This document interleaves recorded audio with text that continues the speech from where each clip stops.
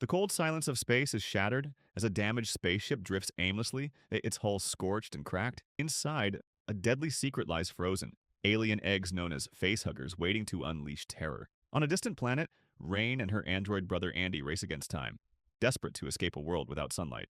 But when they discover a decaying space station filled with danger and a ticking clock, their fight for survival turns deadly.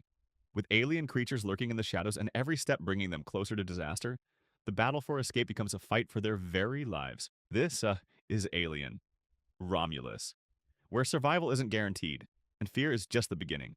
The movie opens with a haunting image of deep space, silent, vast, and infinite. Floating aimlessly through the void is a mysterious object, a biomechanical structure resembling a Metroid. It drifts like forgotten cargo, cloaked in the cold stillness of the cosmos. Before long, a massive spaceship, property of a powerful interstellar corporation, detects and retrieves it.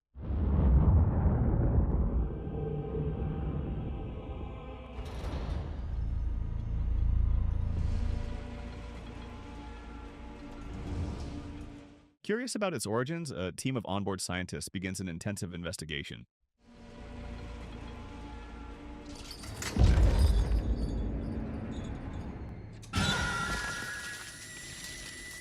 As they conduct scans and open the structure, they discover something far more disturbing than they expected, a grotesque organic shape embedded within. Upon closer examination, they realize it contains a life form, a leathery pod-like object with a translucent membrane. The team refers to it as a facehugger egg, an alien reproductive vessel designed to implant embryos inside living hosts. This organism, they soon learn, is the key to birthing one of the galaxy's most terrifying predators.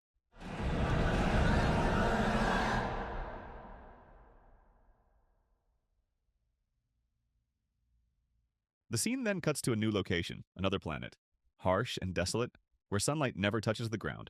Here we meet a teenage girl named Rain. Intelligent and resilient, she lives a solitary life with her only companion, her older brother, Andy.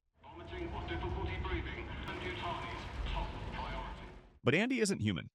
He's a highly advanced android, created by Rain's late father for one purpose: to protect and care for her in a world that offers little else. Despite Andy's unwavering loyalty, Rain dreams of leaving this dreary planet behind.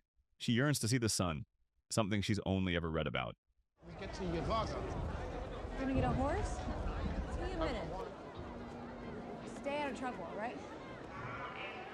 Her chance lies in a corporate policy. Workers who complete 12,000 hours of labor are rewarded with a one-way ticket to another planet, one where light and life exist in abundance. Rain works tirelessly alongside Andy, determined to escape her bleak world and reach a place where she can finally experience warmth, color, and freedom. Rain finally completes her grueling 12,000 working hours, her eyes set on the reward she had dreamed of for so long, a ticket to another planet, a chance to leave the darkness behind. With Andy by her side, she visits the ticketing office filled with hope. But her dream is shattered when she's told that the corporation has quietly changed its policy. The requirement has doubled. Now only those who complete 24,000 hours will be eligible. Rain is devastated. The sun she longed to see now feels farther away than ever. Not eligible for contract release yet. Unfortunately, quotas have been raised to 24,000 hours. Disheartened but determined, Rain visits her closest friend, Tyler, a resourceful and adventurous young man who shares her longing for escape. Sensing her despair, Tyler confides in her about something he recently discovered during a scouting mission in space. He had spotted a derelict spacecraft adrift in orbit. According to him, this old space station contains several cryopods and sealed chambers that could serve as a direct route to another colonized planet. If they can access the systems and launch the pods, they could bypass the ticket system entirely. No waiting, no more hours. Why'd the blind miner fall down the well? Please don't encourage him. Hi. Hi. Hi. Between the hailstorms and the new diseases every cycle. Yeah, everybody's dying, right? So, should we shower? The hauler picks up this beacon, so Navarro tracks it, and it turns out there's this big... But there's a catch. The station's systems are ancient, and the chambers are sealed with high-level security protocols. To override them, they'll need an advanced AI or a robot. Like Andy. The group of desperate youths pleads with Rain. If she lets them use Andy, they promise to be careful and ensure no harm comes to him. It's their only shot, and Rain knows it. It'll ruin our chances of ever getting a travel permit. Right, Rain's not coming, though, is he? You'll shut the fuck It's true, though, isn't it? It's not your brother. After a moment of hesitation, she agrees. She wants out of this dying planet just as much as they do.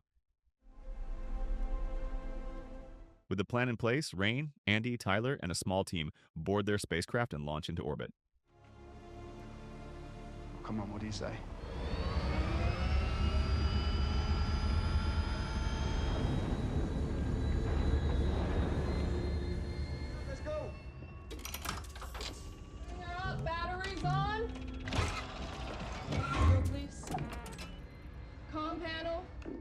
Their destination? The abandoned station drifting near the edge of a restricted zone.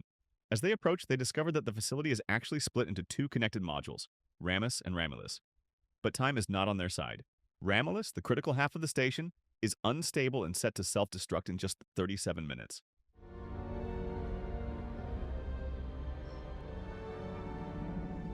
Tension rises as the group realizes the gravity of their mission. What they had hoped would be a covert and smooth escape now becomes a race against time.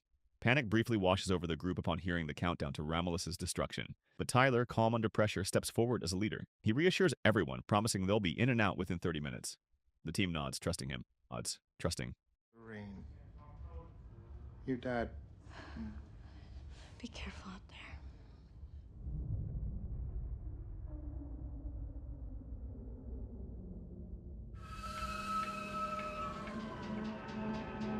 Okay, hurry up, we're docking in 2 minutes. Keep talking and I'll chop them off. Oh, you really want to piece up?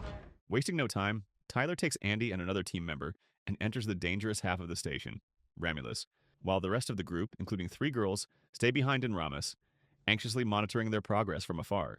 Inside Romulus, Andy quickly interfaces with the control systems and overrides the security protocols with ease. The doors slide open, revealing the cold, decaying interior of the space station. As they move deeper, the sight that greets them is horrifying. One entire section of Romulus looks like it's been melted down by some unknown force.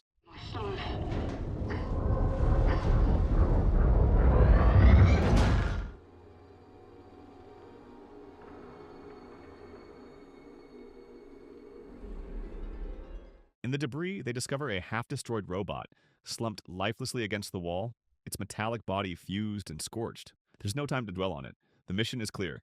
Find the cryopods and check their viability. They manage to locate them, but a new setback emerges. Each pod is equipped with fuel for only 3 years of travel, nowhere near the 9 years required to reach the next habitable planet.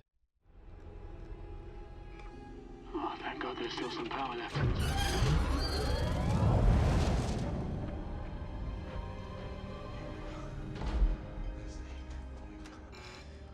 Determined not to give up, the trio begins scouring the station for additional fuel sources. Their search leads them into an eerie, cryogenically frozen chamber. Inside, they find dozens of strange, oval-shaped objects locked in transparent stasis. Tyler's face pales. Andy scans them. They're not objects. They're alien eggs. Known as facehuggers, these parasitic creatures are engineered for one thing: survival. They latch onto living hosts, implanting embryos that grow into xenomorphs, the most terrifying life forms known to humanity. Realizing the threat, the team instinctively backs away. But before they can escape, a warning light flashes red. The chamber doors slam shut behind them, and worse, the temperature is rising. Realizing the gravity of their situation, panic spreads through the group. They rush to the sealed chamber door, pounding on it, trying every manual override, but it's no use. The door is locked tight, and the temperature inside the chamber is steadily rising. Sweat beads on their foreheads, not just from the heat, but from fear, because they know what's inside this room. The facehugger eggs, once frozen solid in the cryo chamber, are now beginning to thaw. Andy attempts to hack the chamber's control panel, but he quickly encounters a critical flaw. His system is outdated. He lacks the security credentials needed to override the lockdown. Meanwhile, in the safer part of the station, the rest of the team watches in horror through the surveillance monitors. Rion sees the rising heat index and her trapped companions frantically trying to escape. Without hesitation, she springs into action, knowing they don't have long before the facehuggers awaken. Entering Romulus, Rion retraces Tyler's path through the scorched corridors. There, she encounters the same half-melted robot they had seen earlier.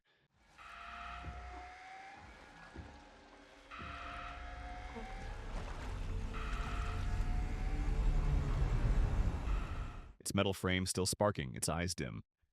But where others saw only destruction, Rian saw opportunity. She realizes this robot was once part of the station's core system, which means it likely holds the master security codes Andy desperately needs. Without wasting a second, Rian pries open the robot's charred skull and carefully removes its main chip. Yo.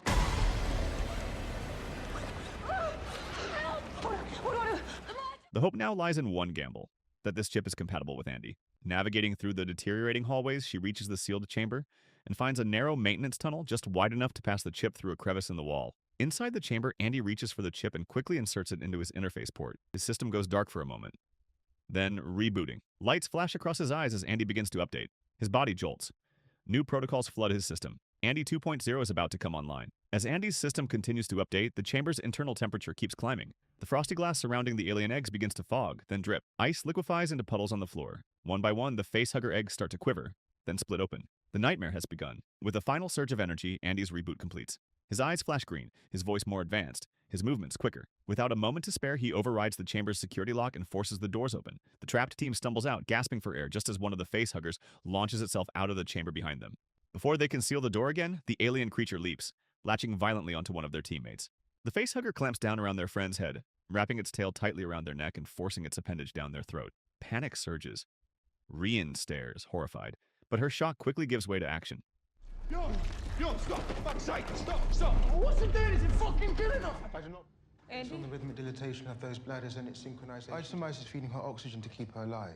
Thinking fast, she grabs the emergency freezing device mounted on the wall. It's their only chance. She aims the tail of the facehugger and pulls the trigger. A blast of cryofreeze shoots out, instantly coating the creature's tail in ice. Its grip loosens just enough for Andy and Tyler to tear it off. They manage to rip the facehugger from their friend's head and fling it to the ground where it convulses and dies. But it may already be too late.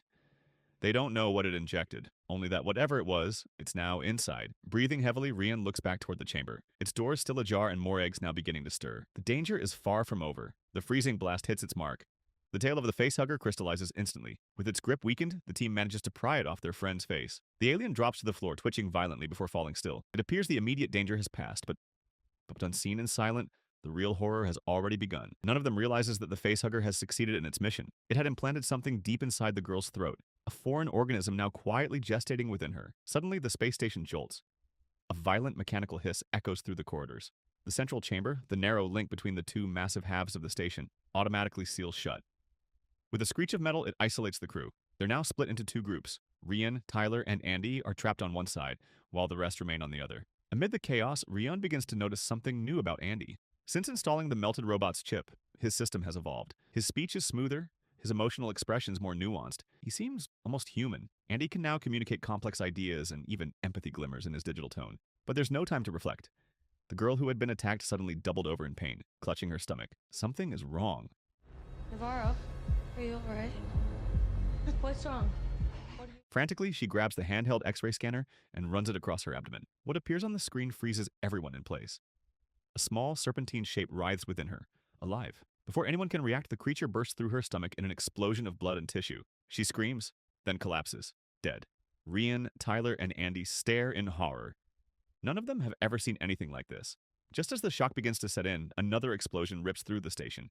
A fuel tank on the other side, near the rest of the team, detonates without warning. Flames erupt and smoke fills the corridor, setting part of the Romulus space station ablaze. Panic spreads.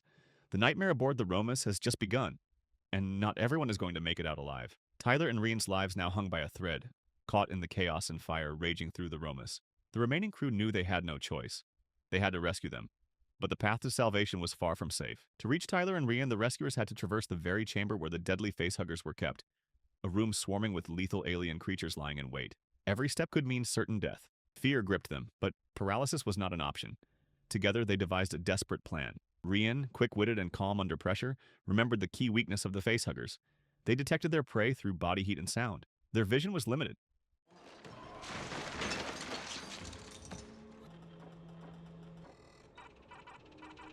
Stop.